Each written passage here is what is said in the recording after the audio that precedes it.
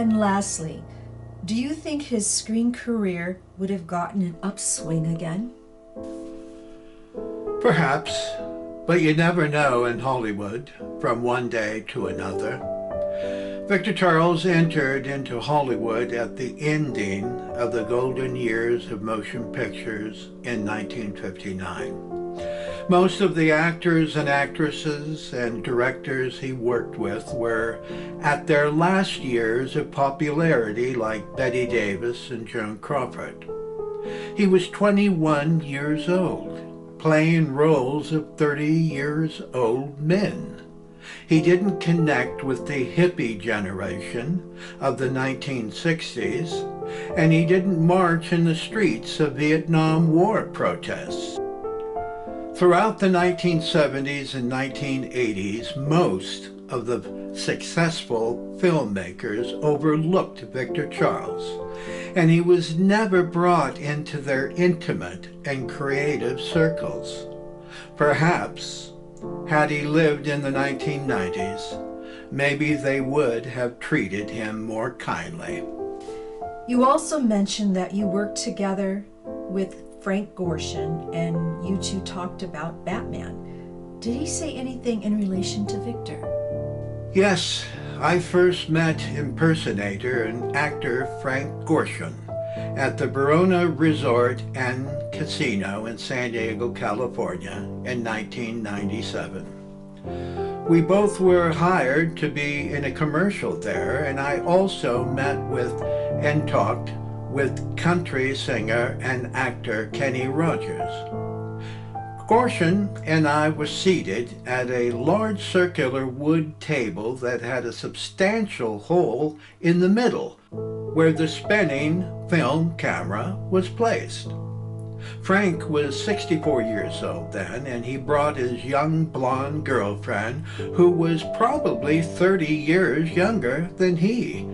She was like a little mother taking care of her baby, and she was very pretty and surprisingly very nice. I could tell that they had a lot of fun together. Naturally, I brought up my uncle's name and asked Frank if they ever met together over the years after being in the Batman television series. He told me he hadn't, and he really didn't have a lot to say about Victor Charles, so I didn't push it any further than that. We had to wait for the film camera to be adjusted, so we talked about his personal career, and I told him that I was the artistic director at the Manhattan Playhouse. I was smoking cigarettes in those days, and Frank was a big smoker, and I asked him for a cigarette, and he obliged me and gave me one. As we smoked, talked, and laughed, I knew exactly what I was going to do with the cigarette butt after smoking it. I put it in my shirt pocket so I would have a memento of Frank Gorshin, and when I got home I took off my shirt and put on a t-shirt and went to the Manhattan Playhouse to direct a play. When I came back home, I went to find my shirt to get the cigarette butt, but I couldn't find it. To my surprise, my girlfriend, Jill Costanzo, had put my shirt in the washing machine when I was gone.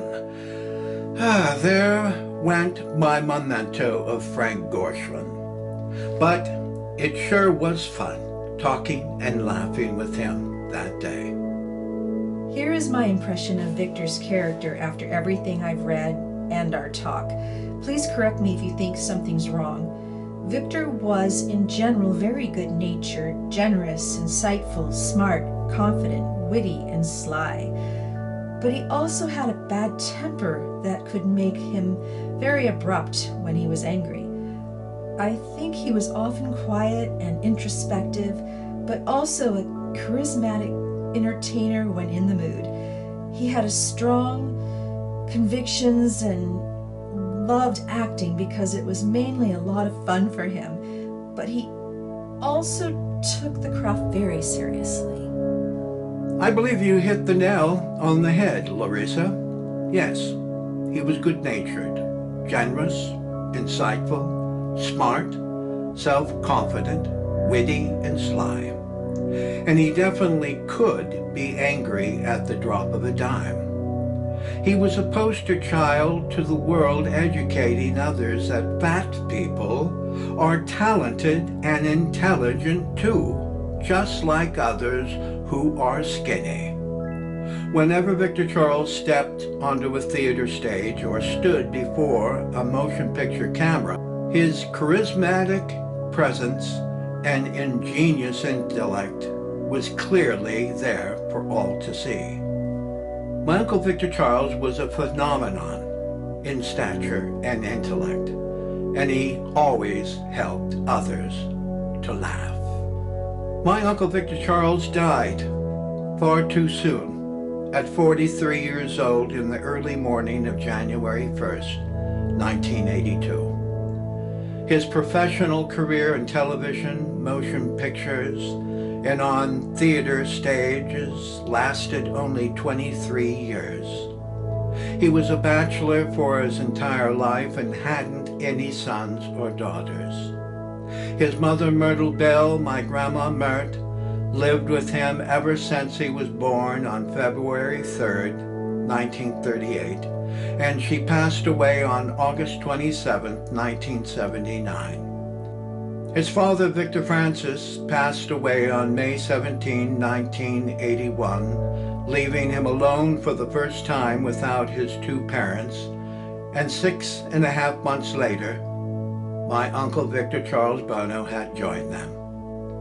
Most of his intimate family members and friends had passed away by 2019, and they are Craig Knoll of the Old Globe Theater, Father John R. Ahern, Hollywood agent Jerry Rosen, costume designer Peggy Kellner, Auntie Susie Brittenbach, Cousin Carl Brittenbach, Granny Grunts, Uncle Ward Morris, Aunt Mary Jane Morris, Larry and Carla Morris, Uncle Tony Edwards, actor Jonathan McMurtry, my sister Teresa Erreca, my father Louis Sonny Erreca, and my beloved mother Hilda Erreca.